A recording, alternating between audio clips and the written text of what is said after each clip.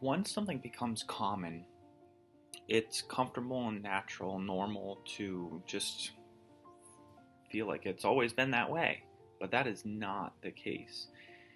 And sometimes digging into history and learning how something came about will reveal a deeper meaning and make something that's special extra special. And that's what I hope to get across from exploring and reading this text from history.com. Here we have a history of Martin Luther King Jr. Day. Every third Monday of January each year, we now celebrate the life of and the works of and the incredible things accomplished by Dr. Martin Luther King Jr. But it wasn't always the case, and it was an incredible struggle by many people to make that happen. The fight for Martin Luther King Jr. Day. On Martin Luther King Jr. Day, the entire nation pauses in remembrance of a civil rights hero. At least that's the point of the federal holiday that takes place on the third Monday of each January. MLK Day was designated or designed to honor the activist and minister assassinated or killed in 1968, whose accomplishments have continued to inspire generations of Americans.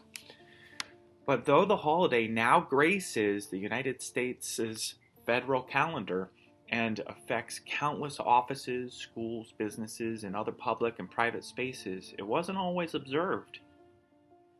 The fight for a holiday in Martin Luther King Jr.'s honor was an epic struggle in and of itself, and it continues to face resistance in the form of competing holidays to leaders of the Confederacy.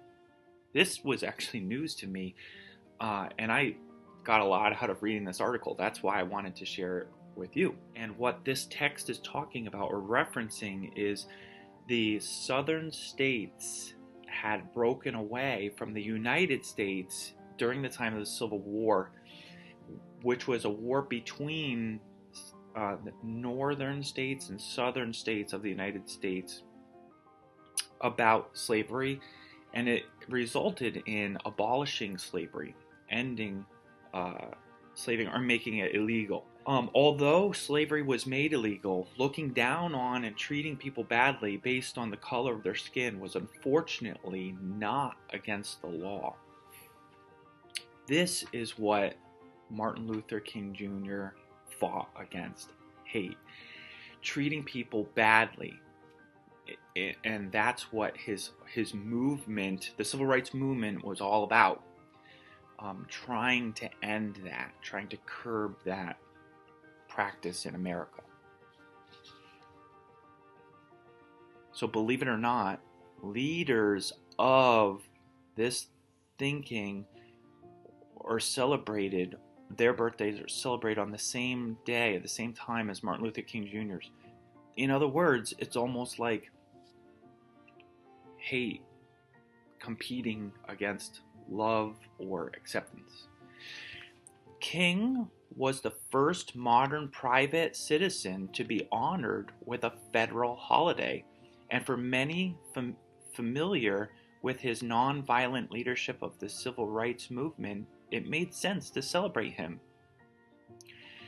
When it says private citizen, the other federal holidays are presidents of America, or like events like Memorial Day, and people who served in government.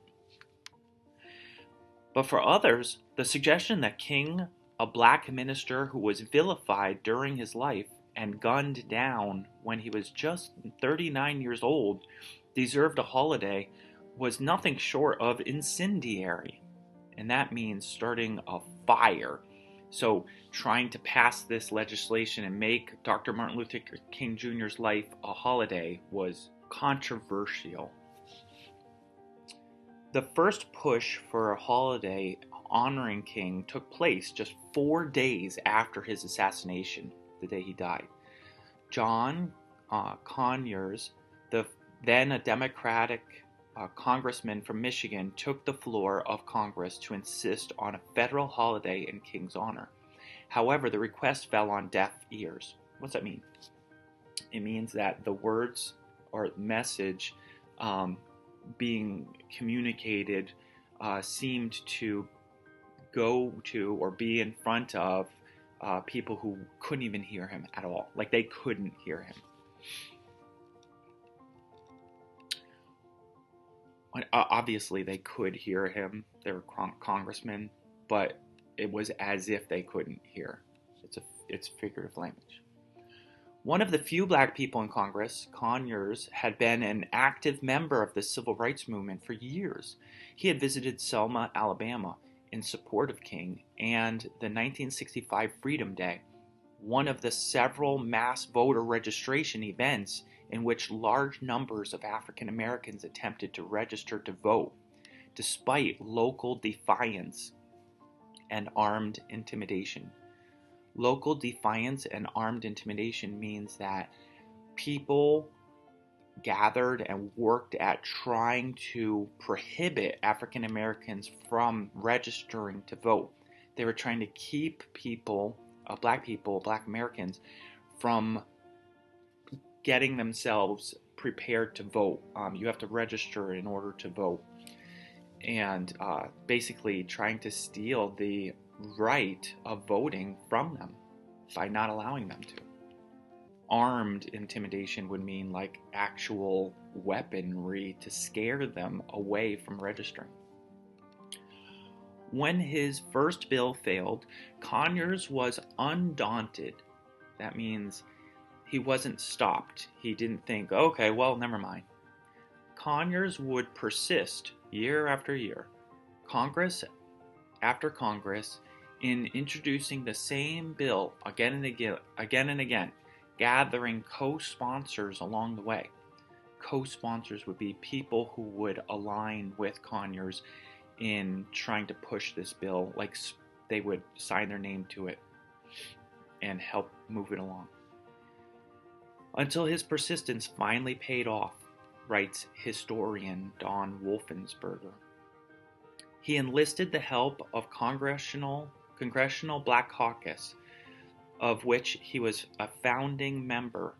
For 14 years, the CBC, Congressional Black Caucus, a group of congressmen working at civil rights ideas, attempted to break the stalled legislation loose, advocating within their constituent communities and helping Conyers introduce his bill year after year.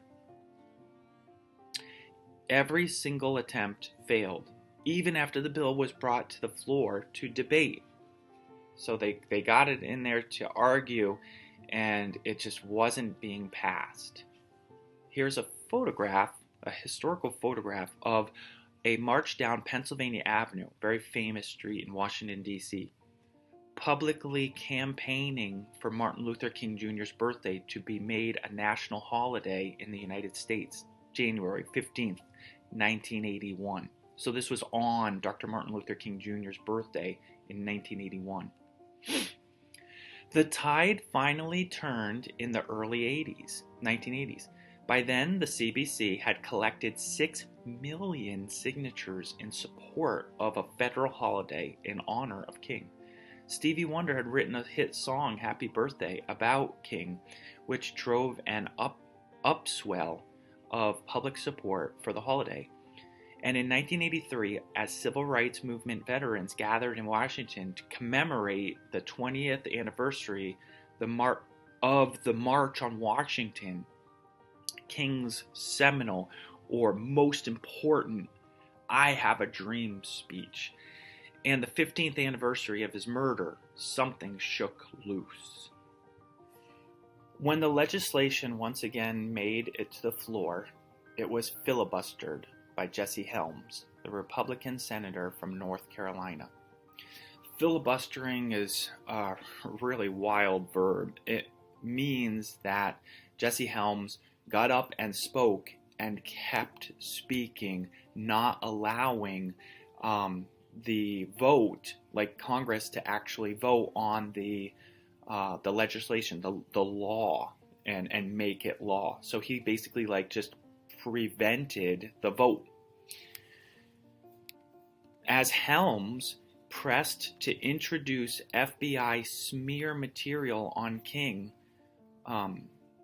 whom the agency had spent years trying to pinpoint as a communist and threat to the United States during the height of his influence, into the congressional record, tensions boiled over. This makes me think of water surface tension, where drop after drop after drop of water, it gets bubbles up on a penny, and then one last drop, and what happens is spills over. Well, that's what happened in Congress this day. Daniel Patrick Moynihan, the senator from New York, brought the materials onto the floor, then dropped them to the ground in disgust in a pivotal moment of the debate. And this is legendary. He not only dropped it, but legend has it he stomped on it. The bill passed with ease the following day, 78-22, and President Ronald Reagan immediately signed the legislation. But though the first federal holiday was celebrated in 1986, it took years, believe it or not, for observance to filter through to every state. This was news to me. I did not know this. Several southern states promptly combined Martin Luther King Jr. Day with holidays that uplifted Confederate leader Robert E. Lee, who was born on January 19th, right around the same day. Arizona initially observed the holiday, then rescinded it, which means took it back, leading to a years-long scuffle or fight, argument over whether to celebrate King that ended in multiple public referenda changes, major boycotts of the state, and a final voter registration push that helped propel the final referendum towards success in 1992. So in 1992, it finally became state law to uphold the federal law of making it Dr. Martin Luther King Jr. Day in January. It wasn't until 2000 that every state in the Union finally observed Martin Luther King Jr. Day. Today, the holiday is still celebrated in conjunction with the celebration of Confederate figures in some states. But after 3 decades, so a decade is 10 years. So after 3 10-year periods, that would be 3 times 10, 30 years of contention or fighting or arguing and controversy, it is observed.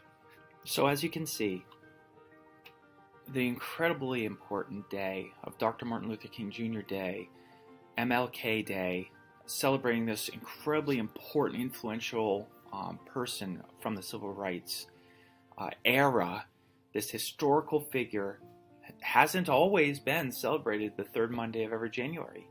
And it's important to know not only the history of Dr. Martin Luther King Jr.'s life, which is incredibly important, obviously that's what this day is all about, but even the history of the actual holiday. And I hope you learned something. I did, listening to this article. And it hopefully will help you celebrate Dr. Martin Luther King Jr. Day with even more reverence than you may have before.